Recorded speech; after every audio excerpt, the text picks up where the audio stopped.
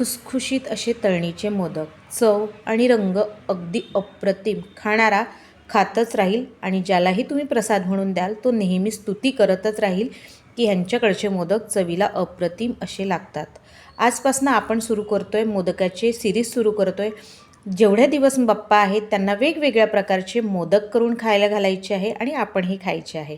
तर वेळ न गमावता रेसिपीला सुरुवात करूया. सुरुवात करण्याआधी तुम्ही जर ही रेसिपी फेसबुकवर बघत असाल तर माझ्या पेजला फॉलो करा आणि यूट्यूबवर बघत असाल तर माझ्या चॅनलला सबस्क्राईब करा. त्याचबरोबर लाईक, शेअर आणि कमेंट नक्की करा आणि व्हिडिओ पूर्ण बघा. हॅलो फ्रेंड्स, मी लतिकाच किचनमध्ये तुमचं स्वागत आहे. इथे मी एक परात घेतलेली आहे. परातीत मी गव्हाचं पीठ घेतलेलं आहे. एक छोटंसं वाटं भरून घेतलेलं आहे. तुम्हाला जेवढे मोदक करायचे आहे त्या हिशोबाने तुम्ही पीठ घेऊ शकता. त्यानंतर एक छोटी वाटी मी रवा घातलेला आहे. यात वेलची पूड घातलेली आहे, थोडंसं जायफळसुद्धा घातलेलं आहे. याला किसून घालते आहे आणि म्हणजे चव या पातीची चव खूप छान अशी येते. तर थोडंसं असं जायफळ घालून घ्यायचं आहे. जायफळ ऑप्शनल आहे, पण जायफळ घातल्याने या मोदकाची चव अप्रतिम अशी येते. तर मिक्स करून घेतलं. त्यानंतर थोडंसं मीठ घातलेलं आहे, म्हणजे गोड मिठाणी गोडाची चव ही जास्त खुलून येते, खूप छान अशी लागते. तर याला सर्वाला मिक्स करायचं आहे. त्यानंतर आपल्याला इथे तूप घालायचं आहे. कडकडीत तेलाचं मोहन नाही घालायचं आहे, फक्त तूप घालते मी. ते 2 चमचे तूप घालून घेते आणि छान मिक्स करून घ्यायचं आहे.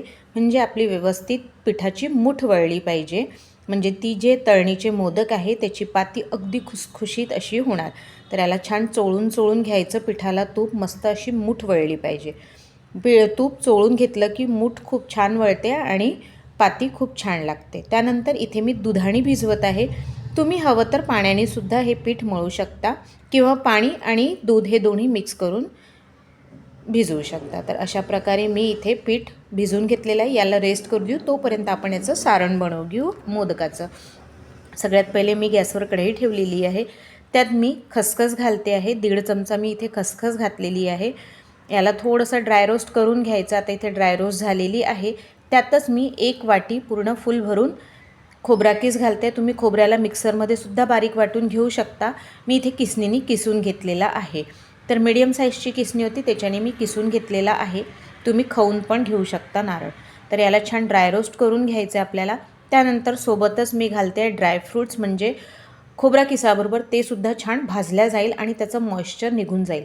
तळणीचे मोदक करायचे म्हटलं की सारण आपल्याला एकदम पातळ किंवा ओलसर नको आहे, थोडंसं कोरडंच हवं आहे. तर याला ड्राय रोस्ट करून घ्यायचं. अगदी 2-3 मिनटं लागतात ड्राय रोस्ट करून घ्यायचे. छान ड्राय रोस्ट झाले की त्यात गूळ घालायचा.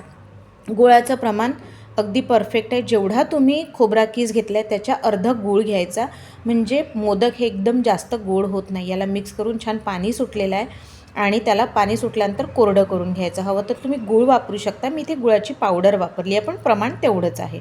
आणि छान थोडंसं कोरडं झालं की त्याला बाजूला थंड व्हायला ठेवून द्यायचं. आणि इकडे मी तेल पण तापायला ठेवलेलं आहे. पीठ जे मळून ठेवलं होतं ते पण, त्यातला रवा पण छान मुरलेला आहे, त्याला एकदा मळून घेतलं आहे. आणि अशा प्रकारे मी गोळे करून घेतले आहे. किंवा तुम्ही एक मोठी पोळी लाटून त्याला वाटीनी छान कापून त्याच्यातसुद्धा एकसारख्या प्रकारे करू शकता. तर मी अशी गोळा करून घेतला पेढ्यासारखा, त्याला लाटून घेतलं आहे. आणि आता यात आपण मोदक जसे भरतो सारण तसं ते भरून घ्यायचं. तर मी आधी याच्या छोट्या छोट्या कळ्या करून घेते आहे. तुम्ही कोणी 21 करतात कळ्या, कोणी 11 करत आहेत. मी काही असं मोजून केलेलं नाही आहे. तर अशा कळ्या करून घेतल्या. यात सारण भरून आणि मोदक करून घ्यायचं. त्याचबरोबर माझ्याकडे गणपती 10 दिवसाचा असतो, म्हणजे अनंत चतुर्दशीला उठतो. तर बसतो त्या दिवशीपासून अनंत चतुर्दशीपर्यंत मी वेगवेगळ्या प्रकारचे मोदक करून बाप्पाला दाखवतेस. तुम्हाला यावर्षी मी माझ्याकडचं डेकोरेशनसुद्धा दाखवेल. आणि हो, त्याचबरोबर तुम्ही मला नक्की सांगा की तुमच्याकडे तुम्ही दरवर्षी किती मोदक बाप्पांना चढवता, 21, 11 की 5? मी तर रोज 21 चढवते.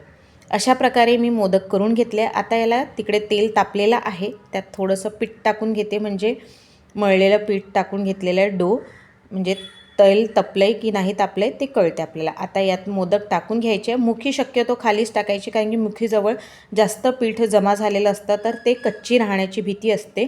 म्हणून अशा प्रकारे टाकून घ्यायचे. जास्त एकदम भरपूर टाकायचे नाही, नाहीतर मोदक फुटायची भीती असते. आणि असं तेल थोडंसं ओलसारून घ्यायचं आणि गोल्डन ब्राऊन होतपर्यंत आपले छान मोदक मंद आचेवर तळून घ्यायचे, जेणेकरून पाती छान खुसखुशीत होणार. अशा प्रकारे मी मोदक तळून घेतलेले आहे. चवीला अप्रतिम असे लागतात. तर रोज माझी रेसिपी बघा. आपण सिरीज सुरू करतो आहे. मी वेगवेगळ्या प्रकारचे एकही रिपीट होणार नाही असे मोदक मी इथे बनवलेले आहे.